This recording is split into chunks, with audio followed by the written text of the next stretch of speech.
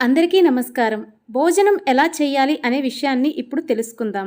రోజుకు 2 సార్లు భోజనం చేయాలని తైత్తరీయ బ్రాహ్మణం సెలవిస్తోంది. 2 సార్ల మధ్యలో ఏ ఆహారము తీసుకోకపోతే ఉపవాస ఫలం కూడా వస్తుంది. భోజనం చేసేటప్పుడు తూర్పు వైపుకు తిరిగి చేయాలి.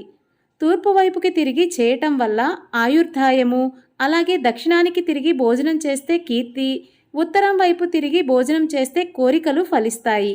పడమర దక్షిణం వైపున భోజనం చెయ్యకూడదని వామన పురాణంలోనూ విష్ణు పురాణంలోనూ ఉంది. కాన తూర్పు వైపు తిరిగి భోజనం చేయడం అనేది మంచిది. ఆకుల మీద, ఇనుప పీటల మీద కూర్చొని భోజనం చెయ్యరాదు. ధనాన్ని కోరుకునేవాడు మజ్జి, చిల్లేడు, రావి, తుమ్మి, కానుగ ఆకుల్లో భోజనం చేయాలి. మోదుగా మరియు తామరాకుల్లో సన్యాసులు మాత్రమే భుజించాలి.